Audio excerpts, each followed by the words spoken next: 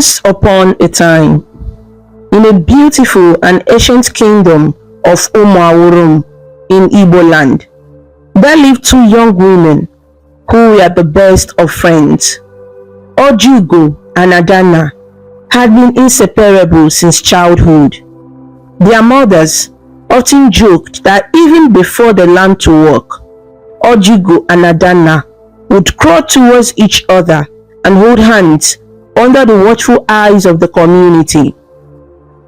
As daughters of Umuawurum, they grew up among red earth woods and lush green forests, where the air was thick with the scent of rain and the sweet aroma of blossoming odala trees. The kingdom of Umuawurum was known far and wide for its rich culture, colorful festivals, and the warm hospitality of its people. Umuawurum lay by the banks of a great river, whose waters sparkled like thousands of dancing crystals under the sun. Every morning, women in bright wrappers and men with red caps could be seen heading to the fields or returning from the stream with pots of water balanced expertly on their heads. The thatched huts and mud houses of the kingdom were decorated with intricate uli mural paintings by skilled women, telling stories of their ancestors. In the distance, one could see the Grand Obi, the king's palace, with its high walls and carved gates, standing as a proud symbol of the kingdom's history. At sunset, the villagers would gather in the central square, listening to the elders tell tales of heroes and tricksters, or watching youths perform the mesmerizing Atilogu dance to the rhythm of the drum and ogene gong. It was in this vibrant land that Ojugo and Adana grew up, sharing dreams and secrets under the old mango tree behind their homes.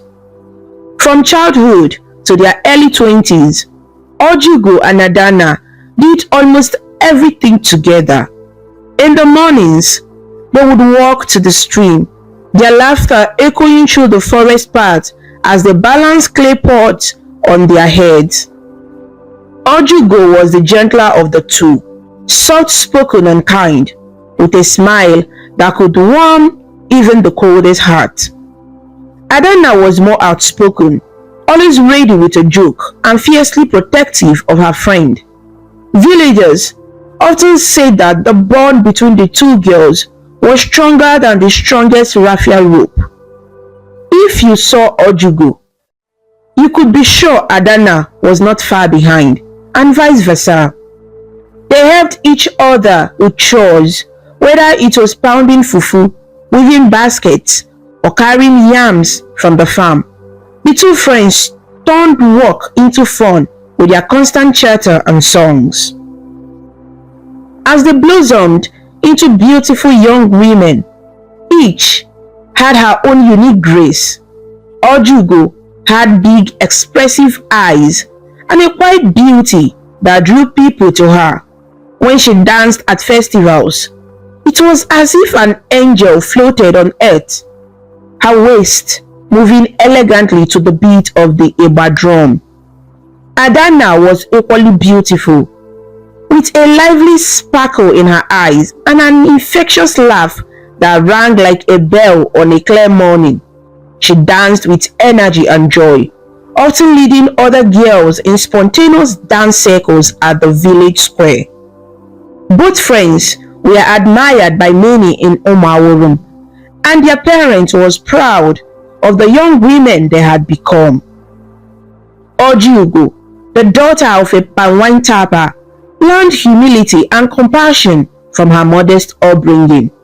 She often gave away her share of roasted plantains to children who had none, and she spoke respectfully to everyone, from the oldest elder to the smallest child. Adana, the only daughter of a prosperous yam farmer, was generous too and had a flair for fashion.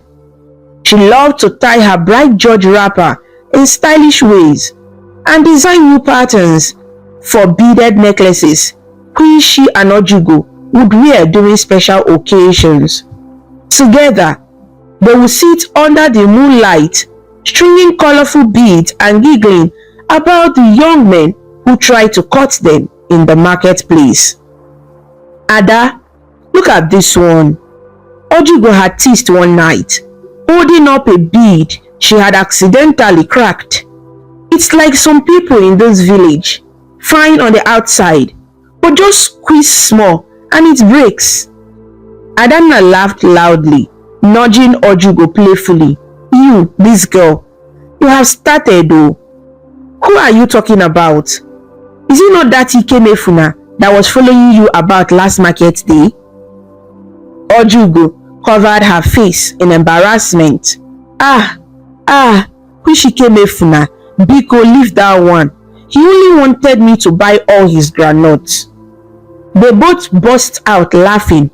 Moments like this under the starlit sky defined their friendship, full of humor, trust, and an unspoken promise to always be there for each other. At the annual New Yam Festival, which was one of the biggest events in Omaworum, Ojugo and Adanna were always by each other's side. That festival was a time when the entire kingdom celebrated the harvest of yams.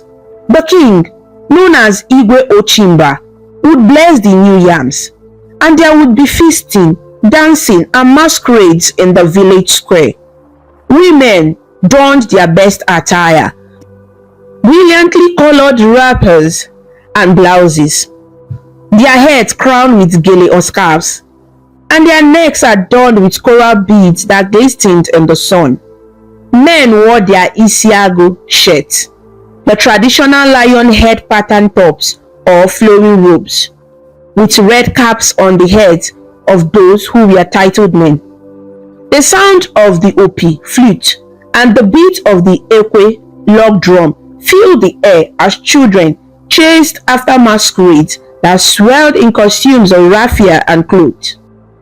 It was in this joyous atmosphere that the two friends would dance and make merry, sharing roasted yam and palm oil sauce from the same plate, and clapping for each other during dance competitions.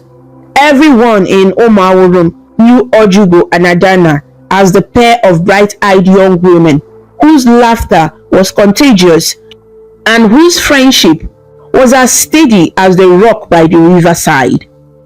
Little did they know, as they danced under the orange glow of the setting sun at one of those festivals, their fate was quietly weaving a story that would test the bonds of their friendship, a story that would bring both joy and sorrow in the days to come. One bright afternoon, not long after the New Yam Festival, Prince Obidike himself came walking through the Omaworum marketplace. Prince Obidike was the only son of Igwe Ochimba. He was in his mid-20s, tall and strong, with kind eyes that reflected the wisdom and bravery passed down from his forefathers. Although royalty, Obidike often enjoyed mingling with the people of the kingdom in a humble way, learning about their daily lives. On this day, he wore a simple traditional outfit, a well-tailored isiago shirt of deep blue with gold embroidery and a black cap with a single eagle feather tucked at the side. His presence still commanding respect wherever he passed. Villagers paused their haggling and conversations to bow respectfully and greet him. "No, Prince Obidike, welcome our prince." Ojugo and Adanna were at the market that day, haggling over beads and fabric for a new blouse. They had saved up a little money and were excitedly picking out matching patterns so they could sew twin outfits. Adanna was busy bargaining with a trader over the price of a deep red fabric when Ojugo nudged her lightly. "Ada," Ojugo whispered, eyes widened. "Look, the prince is coming this way." Adanna turned to see Prince Obidike approaching, accompanied by two palace guards who followed at a respectful distance. Her heart skipped a beat. It was not every day that the prince walked right into the midst of the market crowd near them. She quickly straightened, smoothing her green and yellow wrapper and adjusting the coral beads around her neck. Ojugo also stood upright, clutching the cloth in her hands nervously. To their surprise, Prince Obidike stopped in front of the very small store the two friends stood. The trader quickly bowed, greeting him. The prince smiled and greeted the trader back before his gaze fell on the two young women. "Ah, I remember you," Prince Obidike said warmly, looking at Ojugo. "You danced at the New Yam Festival. Did you not? You were wonderful." Ojugo's cheeks flushed as she nodded. "Yes, Your Highness, I did. Thank you," she said shyly, her voice almost a whisper. "And you?" he turned to Adanna with a polite nod. "I remember your laughter. You were cheering your friend on, if I recall." Adanna opened her mouth, at a loss for words. The prince had noticed even her laughter. She managed a small smile. "Yes, I was. We always danced together, Your Highness. It is an honor that you remember us." Prince Obidike's smile widened. "How could I not remember? The joy you both shared in the dance was bright as the sun. What are your names?" "Ojugo," Ojugo said, curtsying slightly in greeting as was respectful. "My name is Ojugo, daughter of Maazi Bekwe, the pine wine tapper." She was so nervous she nearly misspoke. Adanna put a reassuring hand on her back. The prince chuckled gently at Ojugo's fluster. "Well met, Ojugo, daughter of Ibekwe. And you?" he asked, turning to her friend. "I am Adanna, daughter of Ichie Okafo," she said gracefully, referring to her father's title as a respected elder and Ichie in the community. Adanna was determined to appear as poised as possible. "Well met as well, Adanna," said Prince Obidike. He glanced at the fabrics on the store and the strings of beads the girls had already picked out. "It looks like you are both preparing to make beautiful new clothes. Such vibrant colors. I'm sure they will look lovely on you." "Thank you, Your Highness," the two friends said almost in unison, then exchanged a quick amused glance at speaking together. The prince seemed pleased. He picked up a string of beads from the store. It was a set of lustrous polished beads, the color of the evening sky. Turning to the trader, he asked, "How much for these beads?" The trader stammered an amount, clearly overcharging due to nervousness. Prince Obidike raised an eyebrow but paid without haggling, then handed the beads to Ojugo. "A small gift," he said.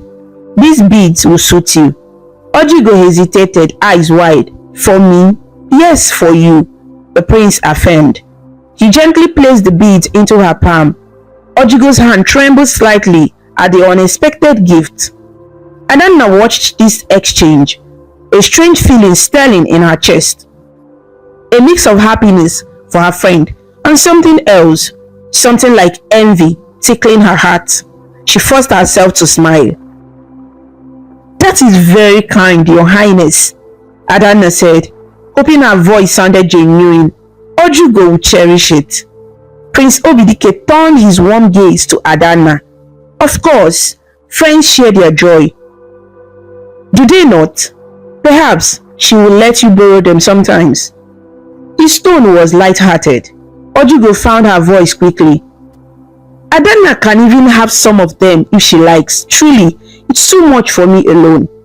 She tried to split the string to give half to Adanna, but the prince gently stopped her hand. "No, it is meant for you, Ojugo," he said softly, "but I'm sure you both will have many more beautiful beads in the future." The way he looked at Ojugo as he spoke made it clear to anyone watching that she held a special interest for him. Adanna noticed that look, gentle, admiring, and the tickle of envy inside her grew slightly more pronounced, though she kept her pleasant expression. After a few more polite words, Prince Obidike took his leave. moving on through the market to greet other villagers. As soon as he was out of earshot, Adanna grabbed Ojugo's arm excitedly. "Ah, Ugo!" she squealed in a hushed tone, her eyes wide with excitement. "Did that just happen? The prince gave you beads as a gift and was looking at you as if he likes you." Ojugo was still staring at the beads in her hand, her heart fluttering with a mix of excitement and disbelief. "Ada, I am as surprised as you. She even remembered me from the dance. Chineke, God is wonderful." Adanna smiled and hugged her friend. "My dear, you are blessed. First, you danced beautifully, and now the prince himself noticed you." She paused, then teased lightly. "Omalicha nwa, beautiful girl, I said it. Your beauty will blind somebody one day." Ojugo playfully swatted Adanna's arm, both of them laughing. "Stop, Joe. I don't even know what to think. He was so kind and humble." As they paid for their fabrics and left the market, news had already begun to spread among a few onlookers that Prince Obidike had shown special favor to Ojugo. By the time the two friends reached their compounds, a few neighbors gave knowing smiles and asked, "Ojugo, when will we go to the palace for your wine carrying?" Hinting at a traditional marriage proposal ceremony. Ojugo blushed and insisted it was nothing, while Adanna stood by smiling but silent.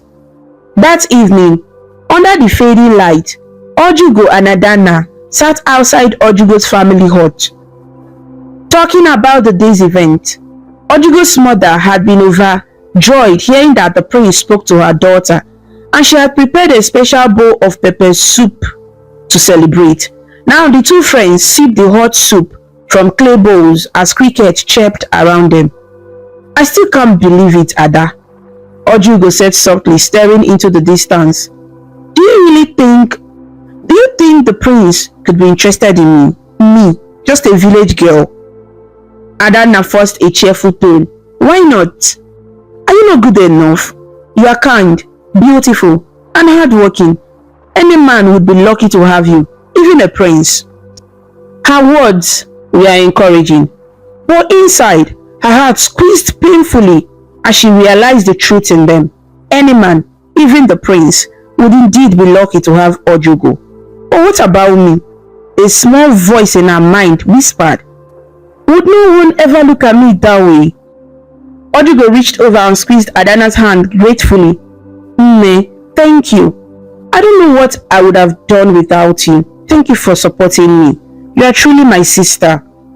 Adanna swallowed a lump in her throat and smiled. "We will always be like sisters," she said quietly. In the weeks that followed, Prince Obidike did not hide his admiration for Ojugo. He visited Ojugo's family compound with gifts of kola nuts and wrappers, formally greeting her parents and expressing his honorable intentions to court their daughter. Ojugo's father, Mazi Ibekwe, was flustered yet delighted that royalty would seek his daughter's hand, and he gave his blessing for them to get to know each other. The entire village buzzed with the news that Prince Obidike was wooing Ojugo. During this period, Adanna remained close by Ojugo's side, helping her choose outfits whenever she was to meet the prince and giving her words of encouragement. Outwardly, Adanna appeared as happy as everyone else for her friend. But when she was alone, she often found herself battling an increasing bitterness. At night, Adanna would lie on her mat staring at the ceiling, thinking about how drastically life was changing. If Ojugo married the prince, Ojugo would become a princess, eventually the queen of Umaworum. She would live in the palace, wear the finest clothes and coral beads reserved for royalty. People would bow to Ojugo in respect. Adanna's mind conjured images of Ojugo riding in a royal carriage, waving to crowds, and Adanna standing amongst the crowd, just another face forgotten. She tried to push those dark thoughts away, reminding herself that Ojugo was like a sister. I should be happy for her, Adanna whispered to herself one night. She will be happy for me. I am happy for her. But even as she said it, hot tears slid down the sides of her face in the darkness. She felt ashamed of her envy, yet it grew each day despite her efforts. Whenever Ojugo excitedly recounted to her how the prince had written her a sweet note or how he promised to teach her to ride a horse, Adanna smiled and clapped, but her heart felt as heavy as a stone. She began to avoid spending time in public with Ojugo because of the constant remarks from villagers. Adanna, see your friend though, don't forget us when she becomes queen. Or, Adanna, you will be chief bridesmaid on the wedding oh. They meant well, but each comment drove the wage of envy deeper into Adanna's soul. One evening, as the sun dipped low and painted the sky orange, Adanna met with Ojugo by the riverbank, where they often relaxed after the day's chores. Ojugo was glowing with happiness, talking about how Prince Obidike had given her a beautifully woven basket that his mother, the queen, sent as a gift. She said she can't wait to meet me formally. Ojugo beamed, trailing her toes in the water as they sat on a large rock by the gentle river. Imagine, the queen herself already calling me her daughter. Her inside churning. She managed a weak smile. That's wonderful, she said quietly. Ojugo noticed the tone and put a hand on Adanna's shoulder.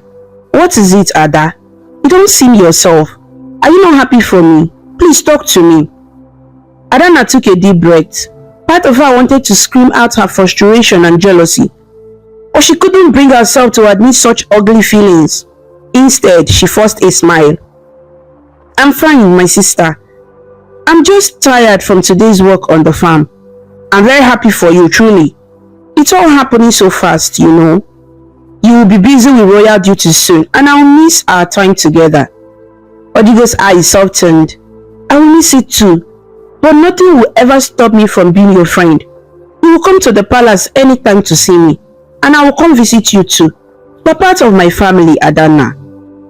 Adanna only nodded and looked away at the flowing water. In her heart, a storm was brewing. As she watched the water swirl around a rock in the current, a troubling thought crossed her mind, unbidden. If only things could go back to how they were before, when we were just two village girls without a care. If only Ojugo wasn't going to be a princess. She immediately felt guilty for the thought and stood up. It's getting late, she said. We should go home. Ojugo looked at her friend with concern. Yes, it's late. Let's go together. She took Adanna's hand as they walked back in the dusk, not knowing that within Adanna's troubled heart, a dangerous seed had been planted. The next morning, Adanna made up her mind. The turmoil in her heart had kept her awake through the night. Every time she closed her eyes, she saw images of Ojugo wearing royal beads and smiling beside Prince Obidike, jealousy gnawing at her, consuming every rational thought. By dawn, Adanna's envy had twisted into a desperate resolve. She would do something to stop this, no matter how unthinkable. Adanna found Ojugo just after the sun had risen, helping her mother grind millet outside their kitchen hut. Trying to sound cheerful, Adanna greeted them and said, Ojugo, Nwannem, my sister, will you come with me to the river? I want to wash some clothes and fetch some water. The morning is cool and good for work. Ojugo wiped her hands and smiled. Of course. Mama, let me finish later. I will go and help Adanna first. She called to her mother, who nodded in approval. The two friends set off together down the familiar path to the river. The forest was alive with morning songs of birds. Sunlight filtered through the palm and iroko trees, casting dancing shadows on the red earth path. As they walked, Ojugo chatted about a new song she had heard the village girls singing, occasionally mimicking the dance steps, trying to make Adanna laugh. But today, Adanna's laughter was forced and pained. When they reached the river, It was quiet except for the gentle gurgling of water over smooth rocks. This was a spot a little further downstream from the main village bathing area. Adana had suggested they go further for cleaner water and more privacy. Ojugo, suspecting nothing, agreed. She loved the tranquility of this bend in the river, where a large cotton tree leaned over the water and purple hibiscus flowers grew along the banks. Ojugo set down the clay pot she had brought and stretched her arms. The water looked cool and inviting, she said with a smile. She knelt to dip the pot and let it fill. Adana stood a short distance behind her, watching her friend's back as Ojugo leaned over the water. Her heart was pounding erratically. Doubt and guilt suddenly washed over Adana. What was she thinking of doing? This was Ojugo, her best friend, her sister. Memories flashed in Adana's mind. Ojugo defending her when they were little, and Adana was accused of stealing guava fruit. It was actually a mischievous boy, and Ojugo had proven Adana's innocence. Ojugo staying up all night with her when she fell sick with malaria. Ojugo hugging her and wiping her tears the day Adana's grandmother died. Adana's eyes welled with tears at those memories. Her hands trembled. She almost turned away at that moment, ready to abandon the terrible plan and perhaps fall to her knees to beg Ojugo for forgiveness for even considering harm. But then another image flashed. Ojugo, radiant in royal attire, smiling, loved by everyone, while Adana stood alone in the shadows, forgotten and ordinary. A sort of bitterness overwhelmed Adana's hesitation. Her face hardened with resolve. Ojugo, she said, her voice oddly strained. Ojugo, still kneeling by the riverbank, looked back over her shoulder. She noticed Adana's expression and frowned with concern. Ada, are you alright? You are crying. Adana hadn't realized tears had indeed spilled down her cheeks. She hastily wiped them, her emotions swelling, love, hurt, envy, all at once. I'm fine, she lied, her voice thick. She took a step closer, now directly behind Ojugo. Ojugo stood up, leaving the half-filled pot in the water. She reached out to touch Adana's arm gently. If something is bothering you, my friend, you can tell me. Don't hide your tears. It hurts me to see you like this. Hurts you? Adana suddenly snapped, pulling her arm away. Her voice rose, cracking with the weight of all her suppressed feelings. What about my hurt, Ojugo? Did you ever think of that? Did you think how I would feel watching you get everything, absolutely everything I ever wanted? Ojugo's eyes widened in shock at Adana's words and tone. She had never had such bitterness from her friend. Adana, what are you saying? What have I done? What have I gotten? You speak as if I took something from you. Adana let out a hollow laugh that sounded almost like a sob. You don't understand? How could you be so blind? You have love, you have attention, you have the prince, even the villagers. They look at me now like you are some golden girl, and me, I'm just there, always just there. Ojugo stepped closer, trying to hold Adana's hand, but Adana jerked away. Adana, have I ever made you feel like you were just there? You're my closest friend, my sister. Nothing in this world matters more to me than our friendship. Lies, Adana shouted, her voice echoing across the water. If I mattered so much, you'd have said no to the prince. Ojugo gasped softly, tears forming in her own eyes now. Why would I do that? Do you expect me to reject love and an honorable man's proposal for you? Adana, you are being unfair. I never wanted to hurt you. You should know that. Adana's hands clenched into fists.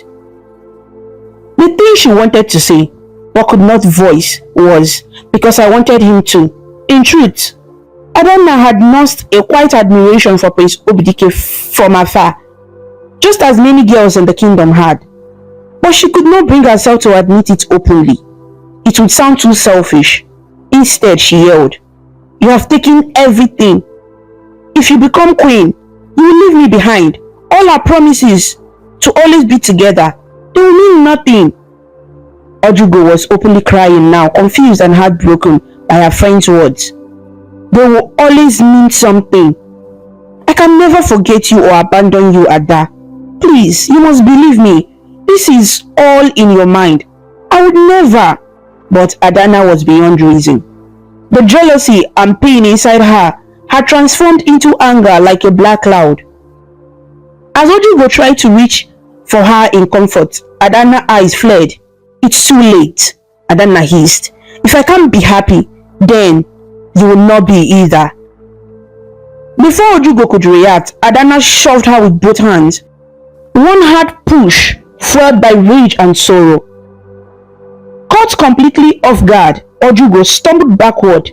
Her foot slipped on the wet, muddy edge of the bank, and with a terrified cry, she stumbled into the water. There was a loud splash, and the calm quiet of the morning shattered. Ojugo disappeared under the surface with hardly a splash beyond a few ripples. The riverbank's muddy drop-off plunging into deep water unexpectedly. For a moment, Adana stood frozen, her arms still outstretched from the push, as if she couldn't believe what she had just done. "Ojugo!" she screamed, a mixture of panic and regret in her voice. She scanned the river for any sign of her friend.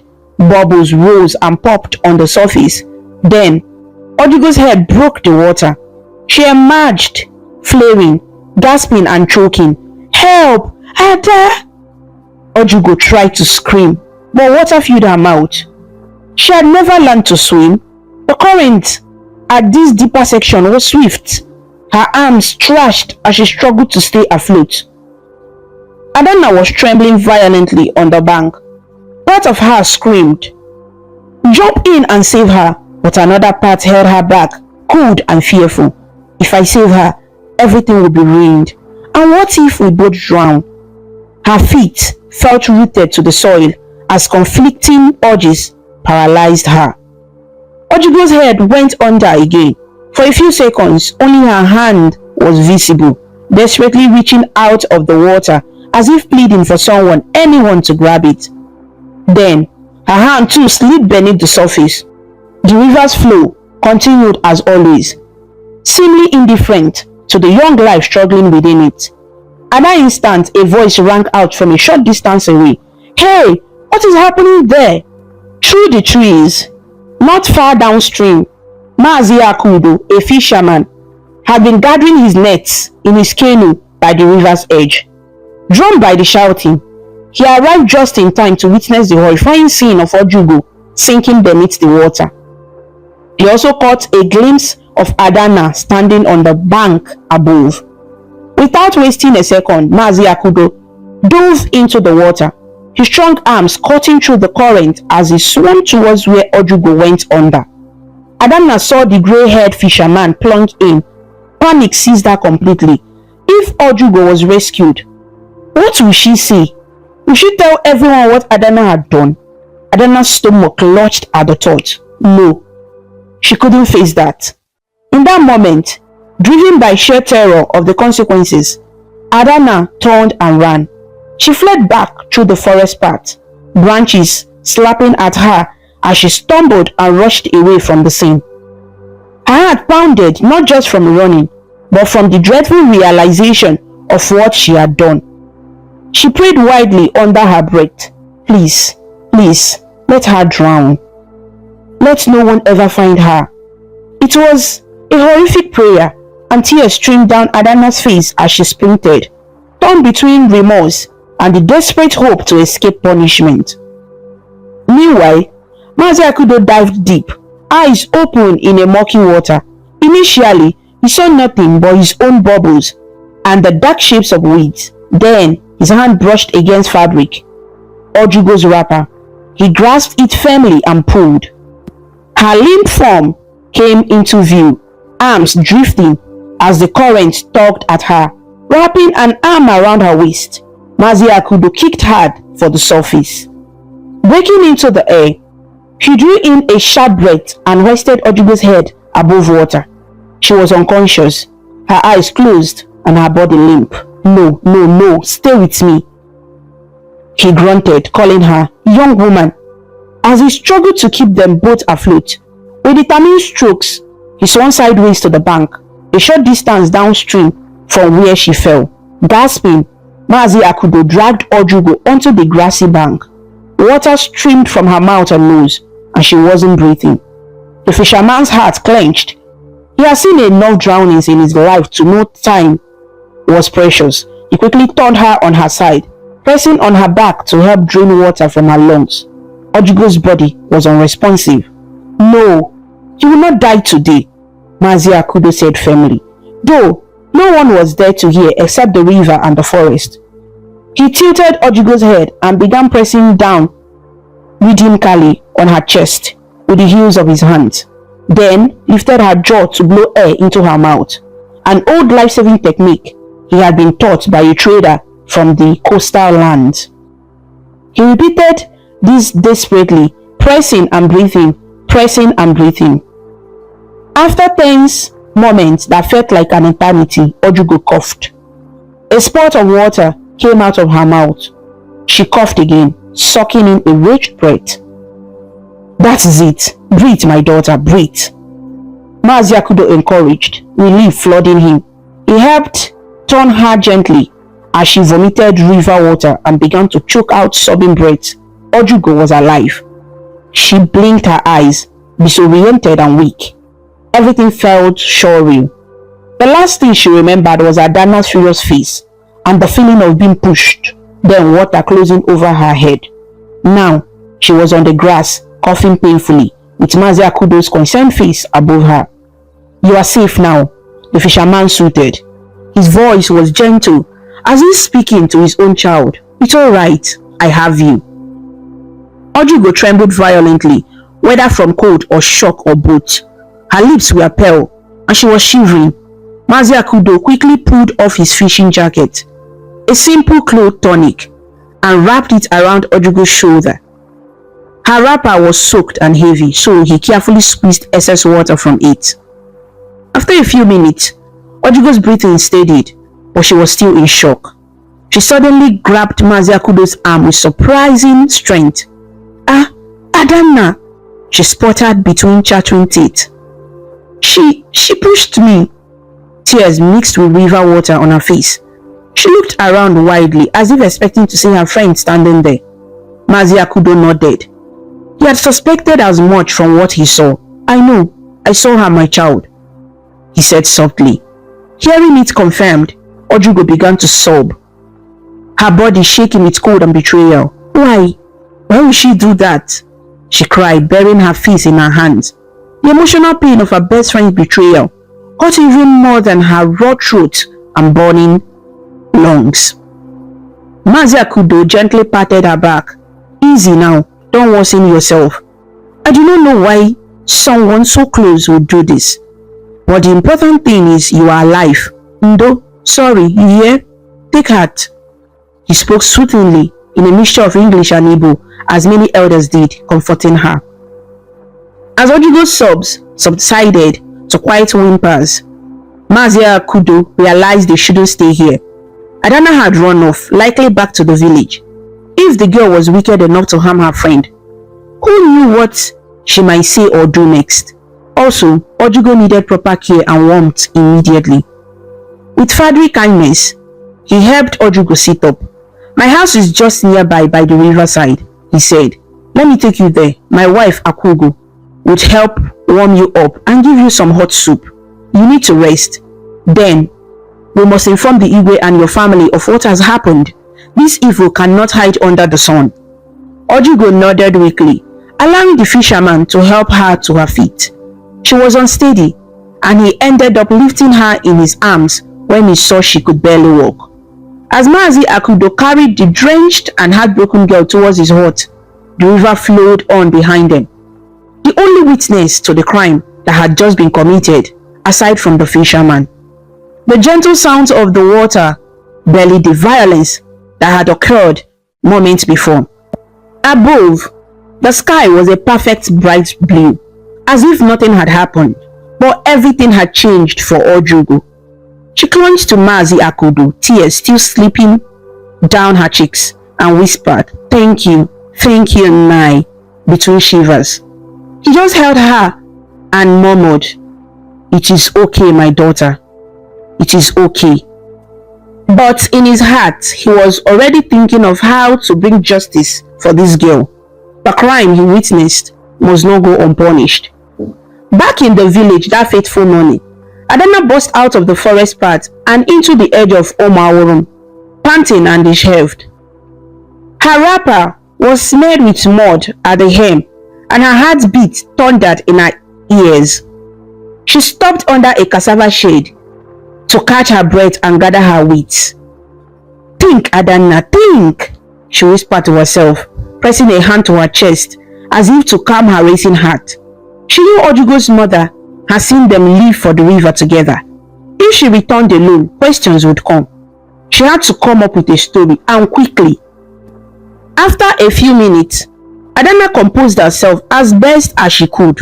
She adjusted her wrapper to hide the mud stains and wiped her face with trembling hands. Taking a deep breath, she walked towards Ojugo's compound with measured steps, forcing a casual expression onto her face, even though her insides were in turmoil. Ojugo's mother, Nneka, was outside pounding millet when she saw Adana approaching. The older woman smiled in greeting. Adana, Unabatago, you people have come back? Where is Ojugo? Did she stop on the way? Adana's heart jumped, but she managed to smile back. Good day, Mama. Yes, we came back. I came back. Ojugo said she wanted to stay a little longer by the riverside to finish washing some clothes. I was feeling tired, so I left her there. She said she would come back soon.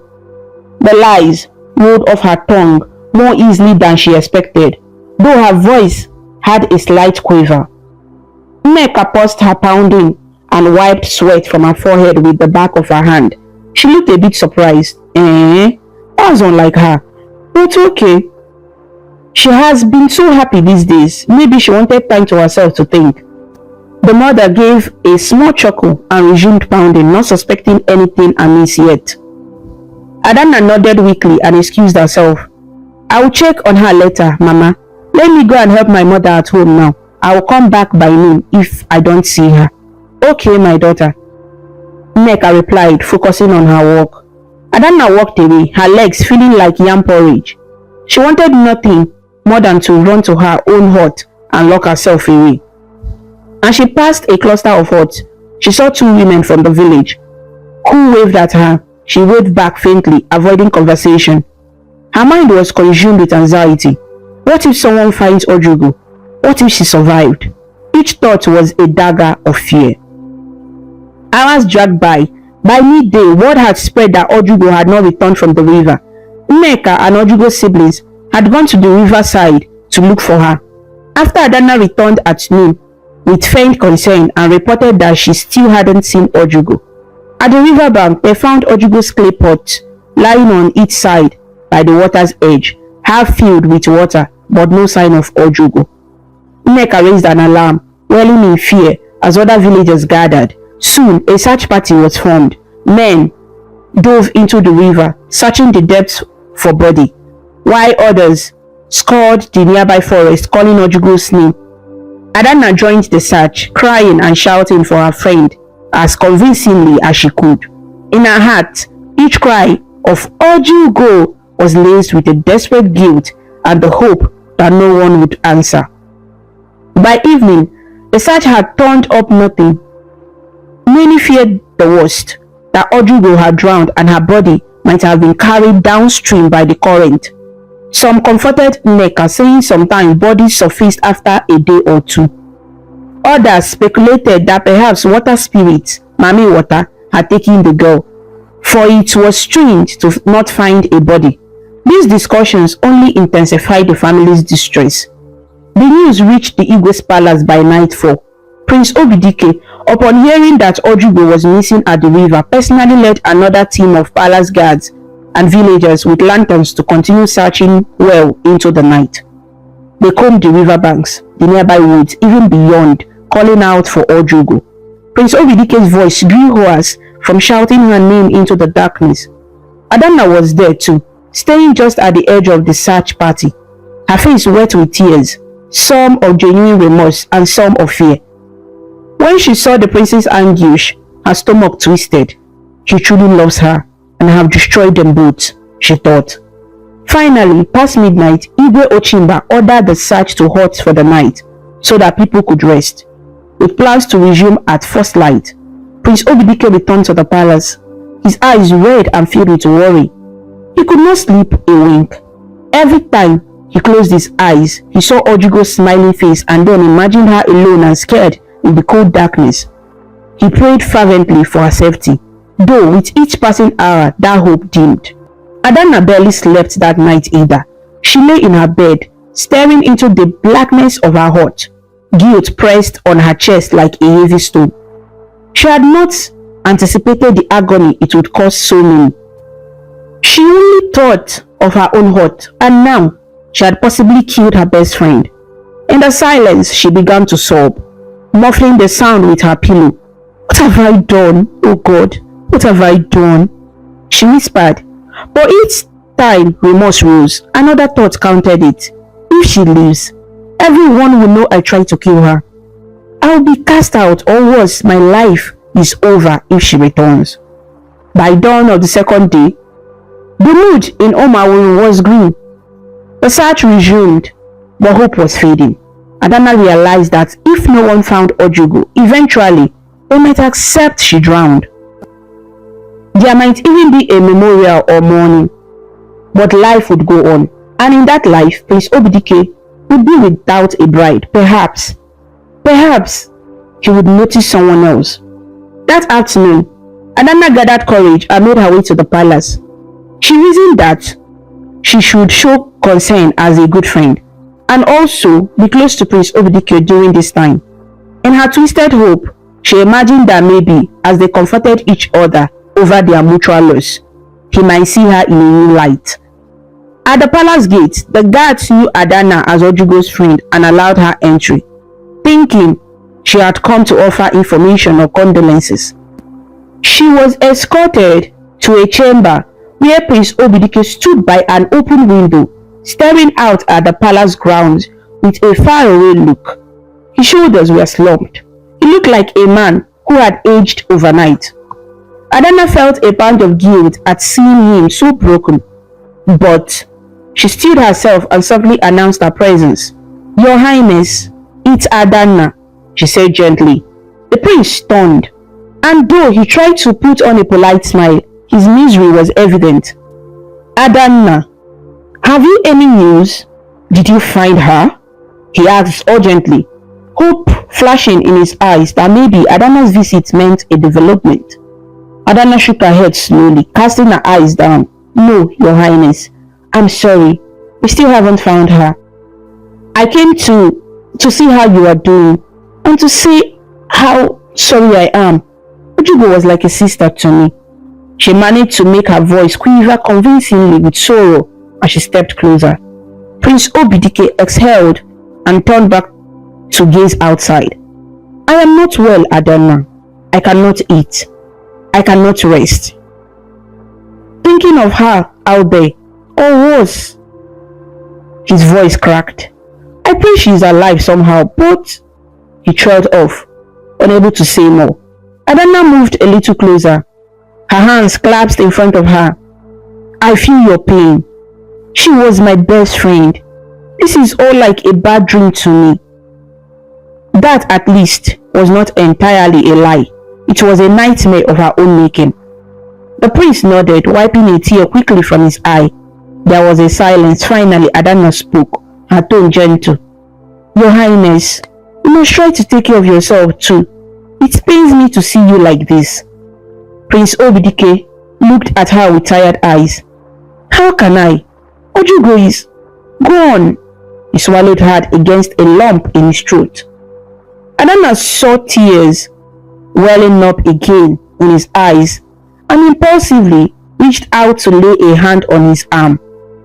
"We will all miss her," she said softly. "But you are not alone in this. I am here, Your Highness." The prince, absorbed in grief, didn't immediately react to the touch. Encouraged slightly, Adanna stepped even closer, now gently holding his arm with both hands. "Obidike," she said, dropping the former title. It was the first time she had ever addressed him by name alone. "You're not alone," she repeated in almost a whisper, looking up at him. Prince Obidike blinked in surprise at the familiarity. Finally noticing how close Adanna had gotten, he gently pulled his arm away, frowning slightly. "Adanna." Adanna felt a surge of nervousness but pressed on. "I know this is sudden. It's just, I care about you. I ain't seen you suffer like this. I wish I could take away your pain." Her eyes searched his, and she mustered what she thought was a sympathetic, loving expression. Prince Obidike took a step back, confused. "Thank you for caring. I appreciate your concern as Ojugo's friend, but we must focus on finding her." Adanna moved towards him again, her voice dropping to a coaxing tone. "My prince, Obidike, perhaps you should rest. Even just for a short while. Let me stay by your side. I can help you forget the pain. Even if just for a moment." As she said this, she dared to lightly place a hand on his chest, looking up at him through her lashes. It took a moment for the prince to understand the implication. His eyes widened in disbelief and a flash of anger. He stepped back again, removing her hand firmly. "What are you doing?" he asked, voice edged with shock. Adanna felt her face burn. She tried to recover, forcing a sad smile. "I only mean we both lost someone there. We can comfort each other. You don't have to be alone tonight." She reached out as if to touch him again. Prince Obidike's sadness swiftly turned to fury as realization dawned that Adanna was making an advance on him. He raised his hand in a commanding gesture that stopped her in her tracks. "That is enough," he snapped. Adanna froze, her arm dropping limply to her side. She had never heard him speak so sharply. The prince's face was etched with anger and disgust. "What do you take me for, Adanna? How dare you insult Ojugo's memory like this?" he thundered. "It has barely been 2 days and you come here to..." He struggled to even say it. "To throw yourself at me? Are you mad?" Tears of humiliation sprang to Adanna's eyes. I'm sorry. I only thought..." she stammered, stepping back, suddenly terrified at his rage. "Guards!" Prince Obidike barked. 2 guards, who had been stationed just outside, rushed in, alarmed. Adanna panicked. "No, please," she pleaded, reaching out towards the prince in desperation. But he stepped away as if her touch were poison. He addressed the guards in a tight voice, trying to maintain control. "Escort Adanna out of the palace. She is not to set foot here again without the king's permission." The guards looked bewildered but obeyed. "Yes, your highness," they responded. One guard took Adanna gently but firmly by the arm. Adanna's composure crumbled. She began to sob openly now, realizing how badly she had miscalculated. "Forgive me, please, my prince," she cried, but Prince Obidike had turned away, his fists clenched and jaw tight with anger. She was led out of the chamber and through the palace gate, her wails echoing in the corridors. As the guards released her outside the gate, one shook his head at her in disapproval. Adanna fell to her knees in the palace courtyard, face in her hands, crying not only for her shame but in dread, for she felt her desperate act might just invited greater suspicion upon her if Ojugo ever returned. After some minutes, she gathered herself and stumbled back to the village, banned from the one place she had hoped to belong. Adanna felt alone, trapped in a web of her own making. All she could do now was pray that Ojugo was truly gone forever, and that with time, perhaps everyone would move on and forget.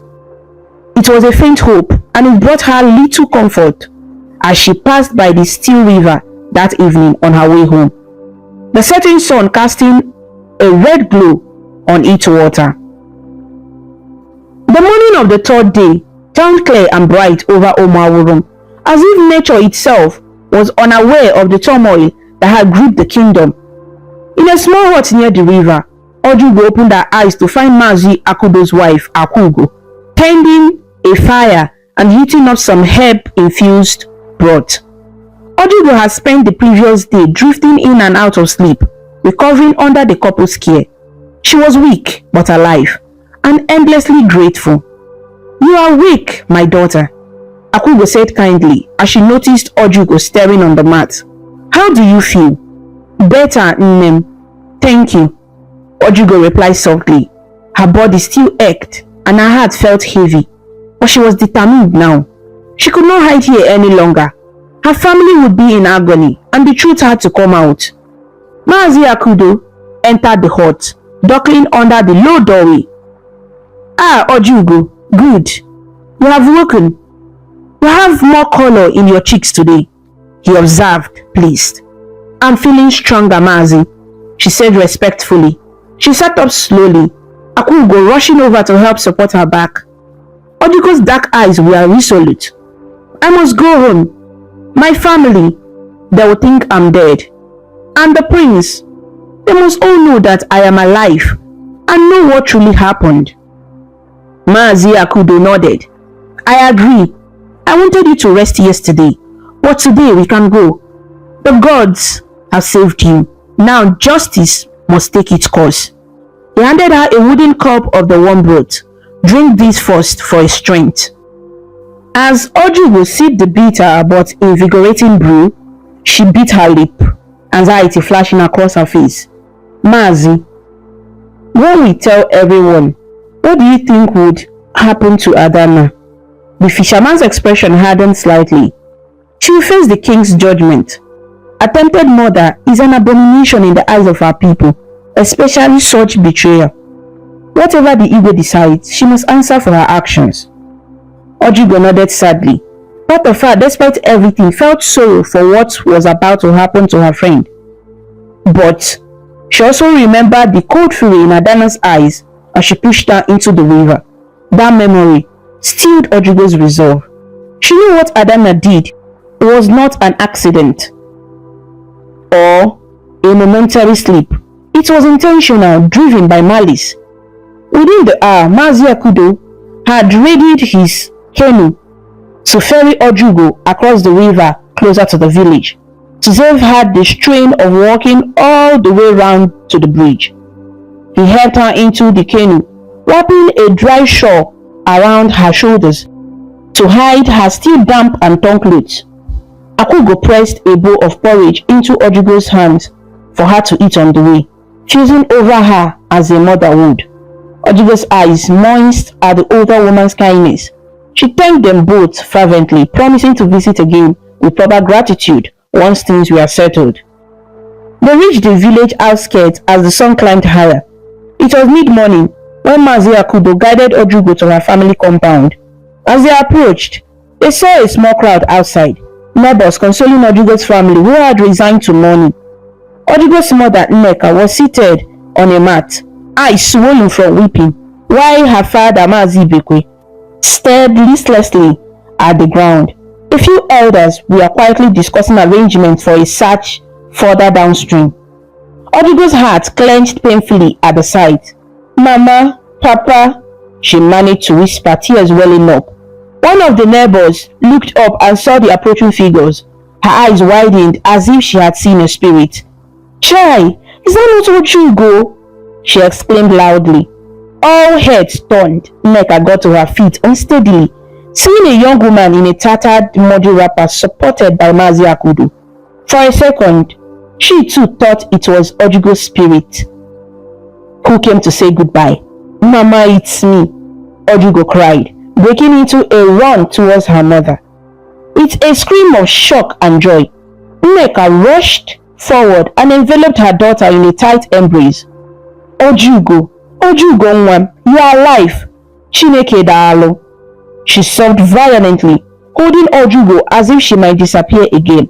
Her father and siblings crowded around, each trying to touch her to be sure she was real.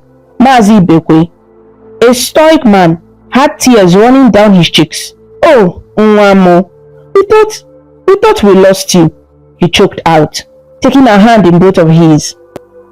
Neighbor began shouting in excitement at the miracle of her return. People came running from nearby huts to see. Amid the commotion, Adana's parents, who lived only a compound away, also arrived, drawn by the noise. Adana's mother, seeing Ojugo alive, raised her hands to the sky in gratitude, unaware yet of her own child's involvement. After the first rush of emotion calmed slightly, Mazi Akudo cleared his throat and addressed those gathered. "Everyone listen," he said loudly. "We must go to the Igwe's palace at once. There is much to be told." Ojugo was saved from the river by God's grace, but what happened to her was no accident. His voice was grave. A shocked murmur rippled through the listeners. Nneka looked from the fisherman to her daughter, gently lifting Ojugo's chin.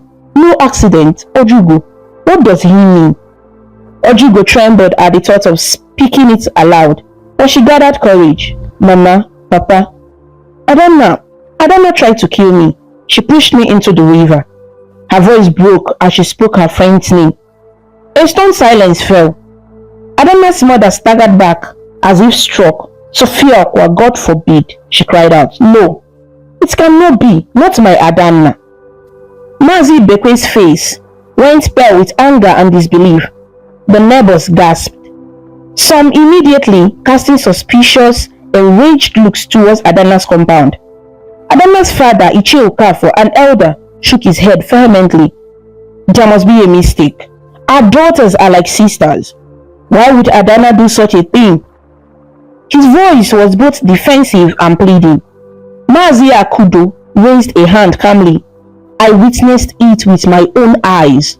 I saw Adana push her. If not for God placing me there at that moment, we would indeed be mourning Ojugo now. I am sorry," he directed at Adana's parents. "But that's the truth. Adana fled after pushing her." Adana's mother wailed in denial and despair, collapsing to the ground. Adana's father closed his eyes as if praying this was a bad dream from which he would wake.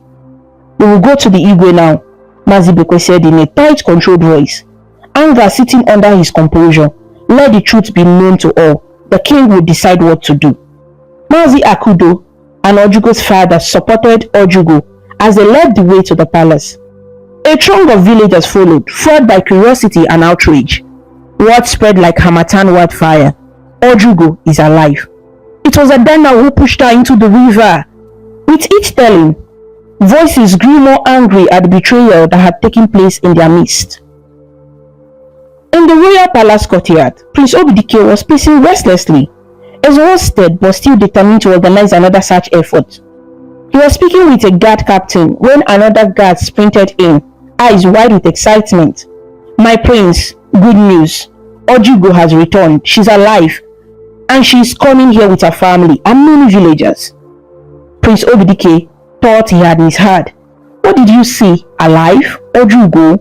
His heart leaped, and he grabbed the guard's shoulders. "Is this true?" "Yes, your highness. She's at the gate right now with her parents and the fisherman who found her." Without another word, Prince Obidike broke into a run towards the palace gate, the guard and captain following behind. He reached the entrance just as Ojugo, pale and leaning on her father's arms, came into view. For a moment, time seemed to stop. Ojugo lifted her eyes and met Obidike's gaze. The prince's face went from disbelief to overwhelming relief and joy. "Ojugo!" he shouted, rushing forward. He caught himself from completely embracing her in front of the crowd, instead taking her hand. "You are alive! You are alive!" he repeated, voice trembling. Ojugo managed a smile through her tears. "I am, your highness." Prince Obidike laughed in pure joy. Unable to contain himself, he put her into a gentle, brief embrace. Decorum be damned. Then held her at arm's length to inspect her, as if to ensure she wasn't a figment of his imagination. "You are hot." He noticed the bruises on her arms and the exhaustion in her face.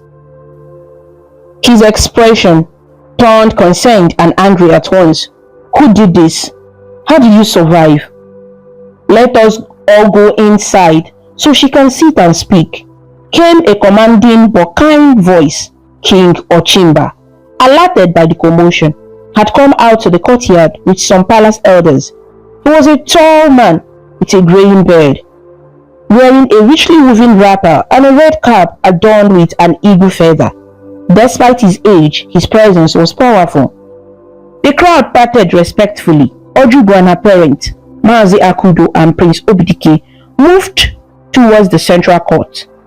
Servants quickly brought a cushioned stool for Ojugo, and the prince helped her sit. Many villagers gathered at a slight distance, murmuring among themselves, while the king's council of elders formed a semicircle. Igwe Ochimba raised a hand for silence. We thank the gods that this young woman has returned alive.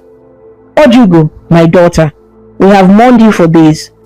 Now, we hear there is more to your disappearance. Take your time and tell us what happened. Ojugo took a shaky breath, with Prince Obidike still holding one of her hands reassuringly, and her parent by her side. She recounted the harrowing tale in a clear but quavering voice. She told of how Adana invited her to the river, how at first they talked normally, then how Adana grew angry, shouted hurtful things, and finally, with tears streaming down Ojugo's face, she described how her best friend shoved her into the deep water. The court was silent except for a few gasps of disbelief and outrage.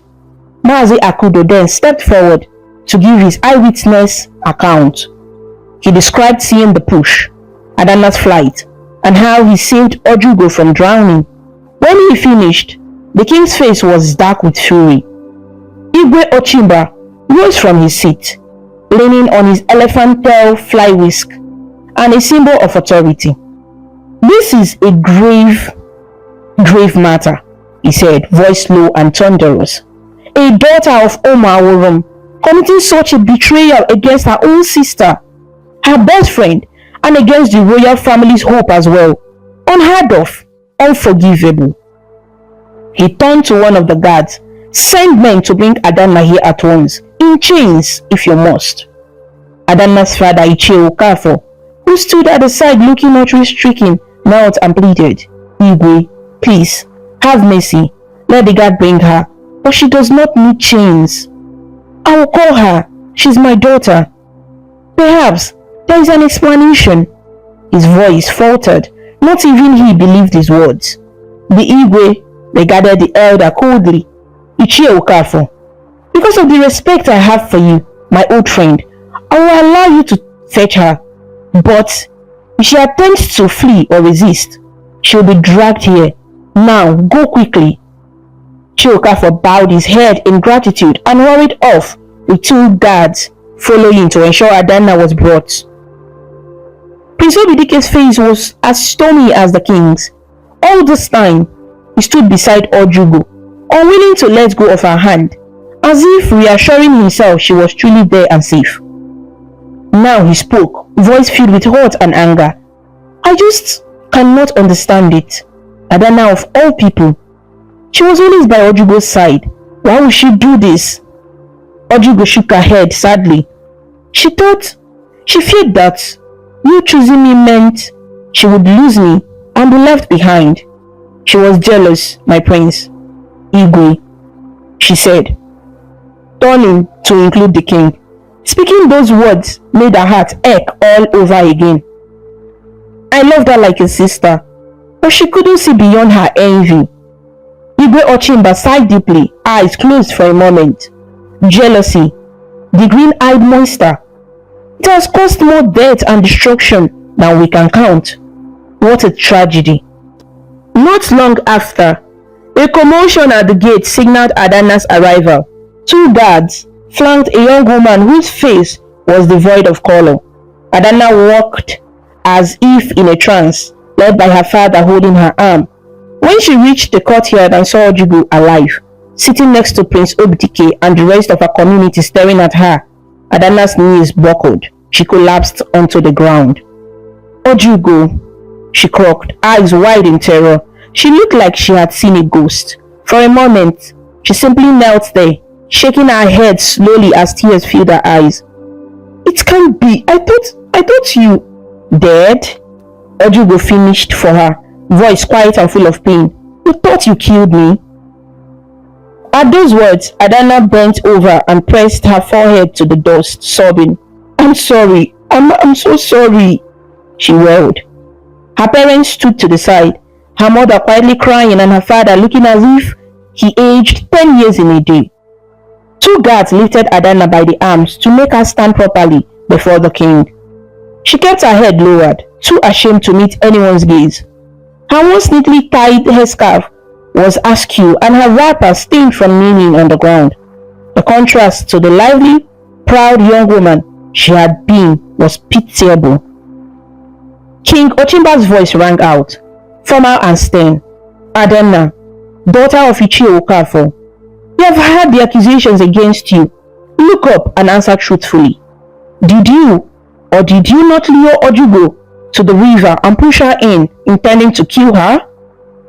Adana lifted her face to speak, and those who saw her were taken aback by how wretched she looked, her eyes red and swollen, hair unkempt, cheeks stained with tears. In a broken voice, she confessed, Igwe, I did it. I pushed her. A collective gasp and murmurs rose from the gathered crowd. Even though they had expected this, the reality of her admission still shocked them. Silence, commanded an elder. And the muttering died down. The king's face was like stone. Why? What evil entered your heart to do this? Adana sniffled, glancing towards Ojugo for a split second before looking down again. Jealousy, my king, she answered miserably. I was blinded by jealousy. Ojugo was everything to me, but then she had everything I ever wanted. I lost myself in bitterness. I thought I was losing her and I wanted to hurt her for it. I have no excuse. I have committed an abomination against my own blood, my sister, my friend, and against the prince. Her voice cracked. I deserve any punishment. I only beg for forgiveness, even if I am not worthy of it. She broke down in sobs again. Prince Obidike stared at Adana, his expression a mix of anger and pity. You deceived us all, he said quietly. We all trusted you. I trusted you. I even felt sorry for you. And all the while, you were the cause of our pain.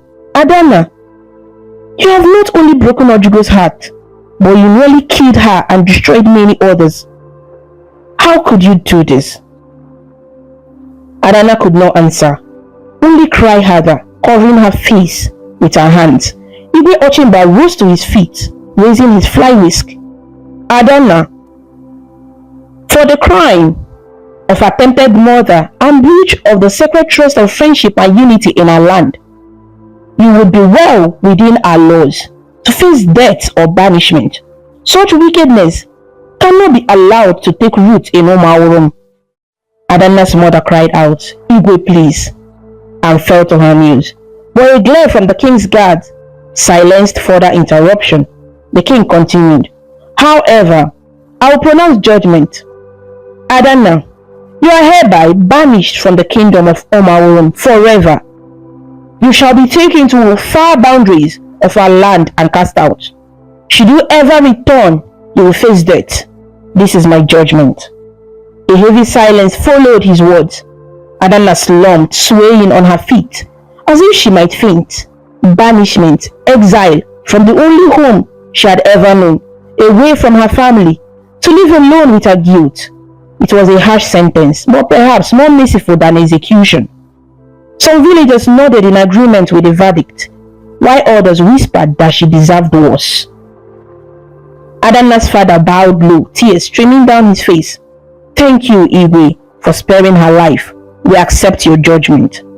Two guards stepped forward to take Adana away to a holding place until she could be escorted out of the kingdom. As they grabbed her arms, Adana suddenly looked towards Ojugo, eyes pleading. Ugo, I know I don't deserve it, but please forgive me, she cried in despair. I'm so sorry, my sister. I was wrong. I was very wrong. Ojugo had been watching the proceeding with silent tears. Her heart ached, seeing the friend she once loved reduced to this. At Adana's plea, she stood, gently pulling her hand free from Prince Obidike's. She took a few steps towards Adana, the crowd watching in hushed surprise. "Adana," Ojugo said softly, looking at her dear friend's tortured face one last time. I forgive you." A ripple of shock went through onlookers at Ojugo's words. Even Adana's eyes widened in surprise. Ojugo's voice trembled as she continued. "We grew up together. We were sisters." "You are my sister. My heart is heavy with what you did, but I cannot hate you. I will pray for you." Her voice broke and she wiped a tear. "Will you find peace, Adana? And may the gods have mercy on you." Adana let out a wail and would have collapsed to the ground again if not for the guards holding her. "Thank you. I am sorry. I am so sorry," was all she could say, over and over as they began to lead her away. Ojugo's mother put an arm around her daughter, both of them crying quietly as they watched Adana being taken out of the palace courtyard in disgrace. Many villagers shook their heads at the tragic sight, some feeling a measure of sympathy despite their anger, others satisfied that justice was served. Igwe Ochimba sighed, sitting back down heavily. "This matter is concluded. Let no one speak a word to Adana until she is escorted out of her land, and let this serve as a lesson to all of us about the dangers of envy." He then turned to Ojugo, his stern expression softening to one of compassion. "My child, you have suffered greatly. You should return home and rest. You are under the protection of the royal house now. Whatever you need will be provided." Prince Obidike added quickly, "Father, with your permission, I would like Ojugo and her family to stay in the palace for a few days as our guest. They have endured a terrible ordeal. I want to ensure Ojugo recovers fully." He gazed at Ojugo with such tenderness that a few people hid smiles behind their hands. The king gave a small knowing smile and nodded. "Granted, the queen and I will also want to properly meet and bless this brave young woman who has captured our son's heart." He stood and raised his voice to address the gathering. "Go home now, all of you. Rejoice that Ojugo is safe. Prepare a feast tonight in thanksgiving to the gods for her safe return." A cheer rose from the crowd. The somber mood began to lift as people realized a celebration was in order. The same villagers who yesterday were in mourning now sang praises to Chukwu for this miracle. Many came up to Ojugo to hug her or clasp her hands in joy, before dispersing to spread the happy news and start preparations for feasting. As the palace courtyard cleared of the public, Ojugo found herself surrounded by her family and Prince Obidike. He gently touched the side of her face, where a bruise from the river's rocks was fading. "You are the bravest, kindest soul I know," he said quietly. "Even after all that, you forgive her."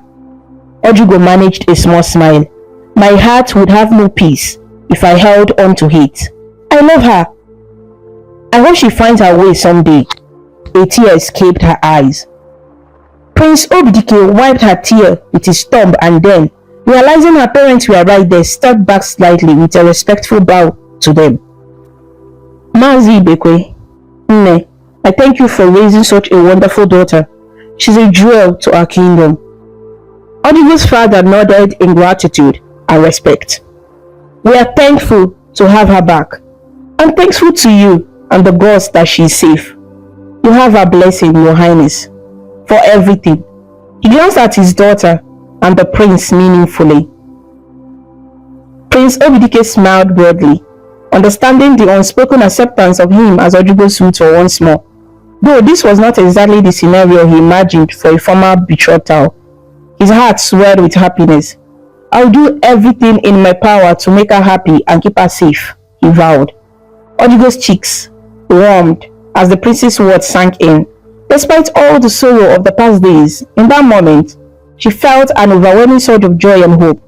She silently thanked God and her chi, personal spirit, for guiding Mazi Akudo to save her and for giving her this second chance at life and love. A few months later, Umawurum was once again filled with celebration, this time a joyous occasion that healed the wounds of the past.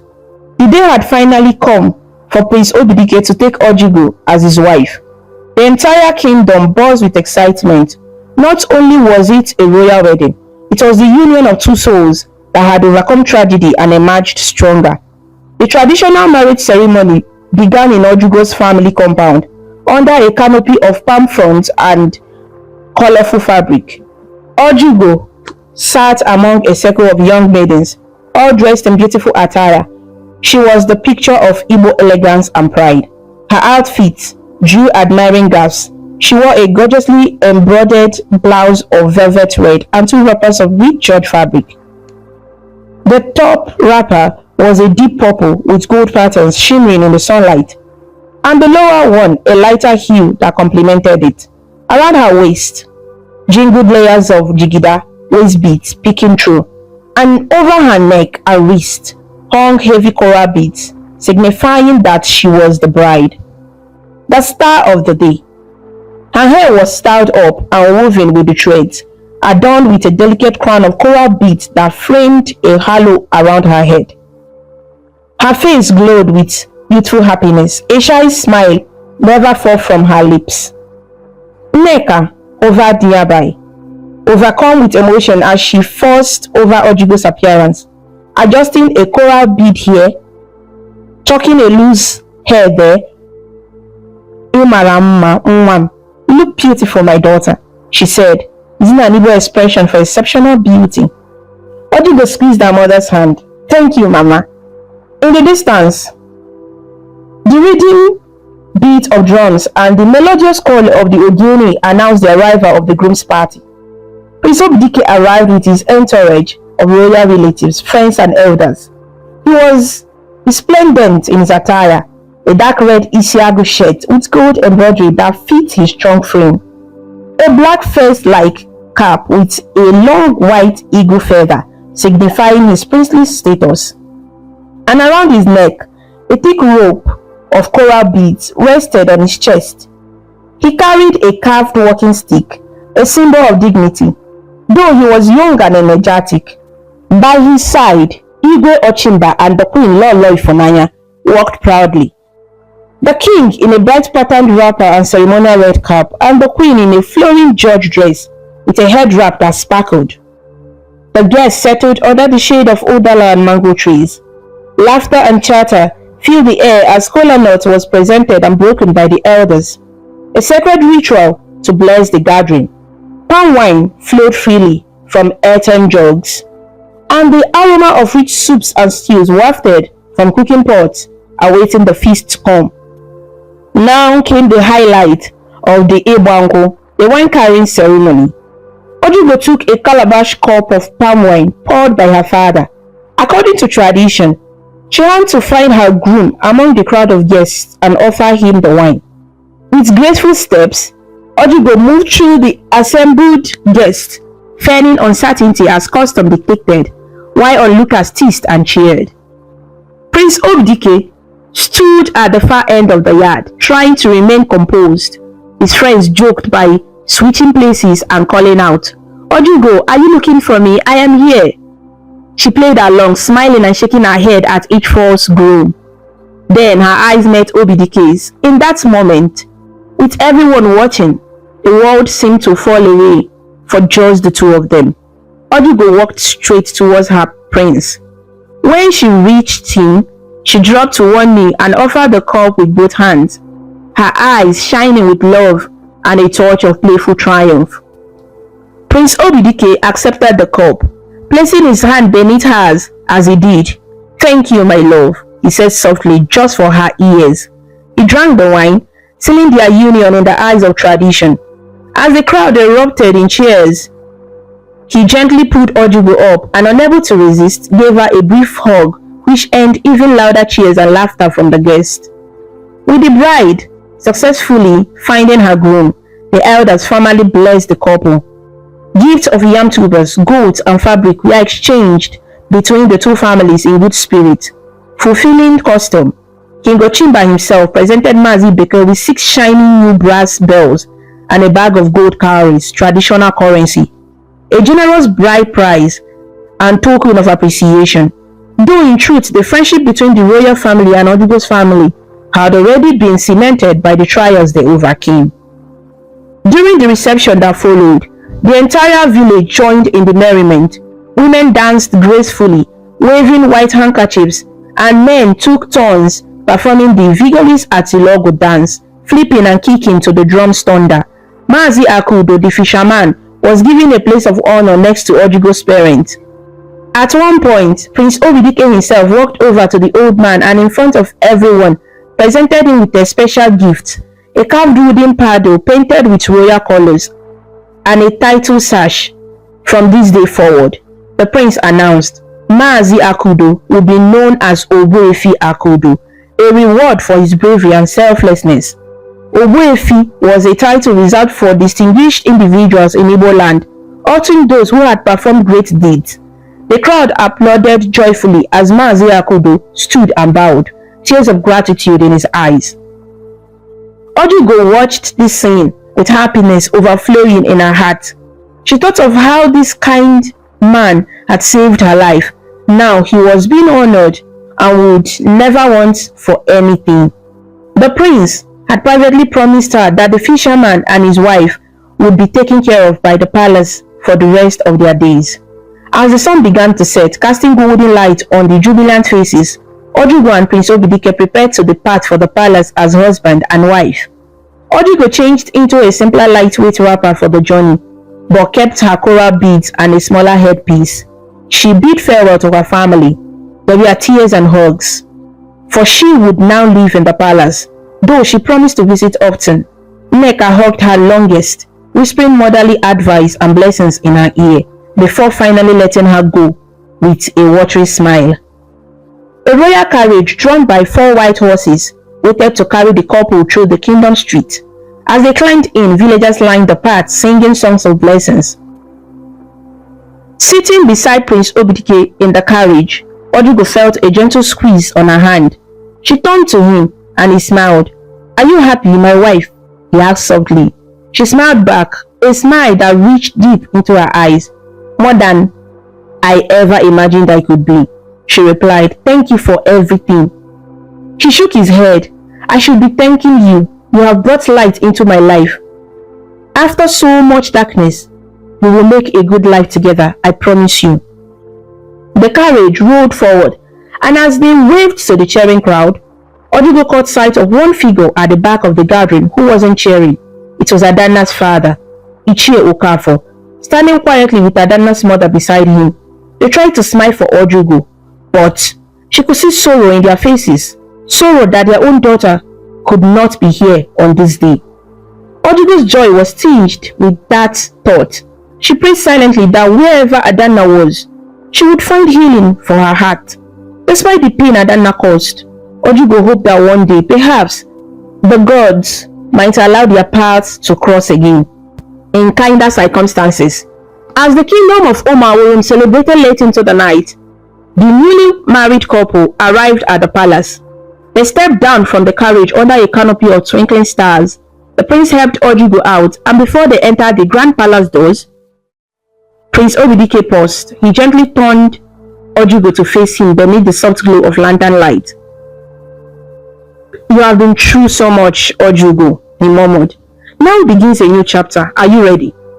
Odigo looked into his eyes, the same kind eyes that had recognized her in the market and admired her dance all those months ago. So much had happened since then, yet here they were together at last. She nodded, leaning her head against his shoulder for a moment.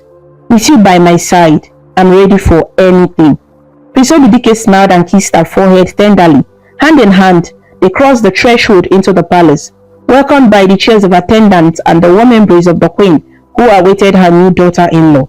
That night, as Odigo lay in the royal chambers, head resting on Obidike's shoulder, she reflected on the twists and turns of fate. She felt grateful to the Almighty and to her ancestors for watching over her. In her heart, she made a wish that Adanna too would someday find peace and perhaps redemption. Omaworum slept peacefully under the same sky that had witnessed treachery and now triumph. The moon cast a gentle light over the kingdom as if blessing the union of the prince and his bride.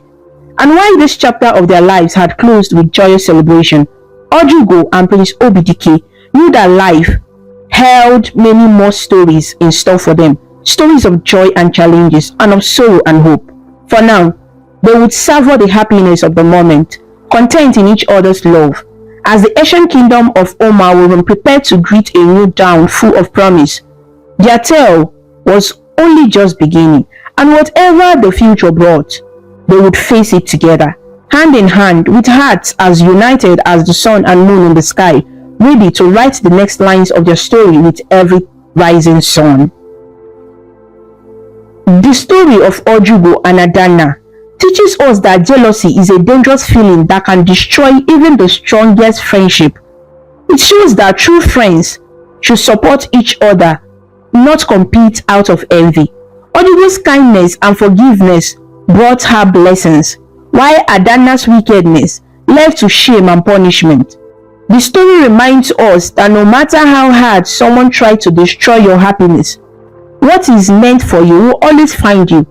It also teaches that forgiveness brings peace and that people with good hearts are always protected by God and the community. In the end, love, truth, and justice will always win. Thank you so much for watching this amazing story about Ojugo and Adana on African Stories by V. If you liked it and felt inspired with your journey, please show your support by clicking the like button, sharing with your friends, and leaving a comment below. To see more interesting stories and learn about different cultures, subscribe to African Stories by V, and don't forget to ring the notification bell so you never miss a new story. Your support means a lot and helps us bring more stories to you. Until we meet again, stay connected, stay inspired, and keep smiling.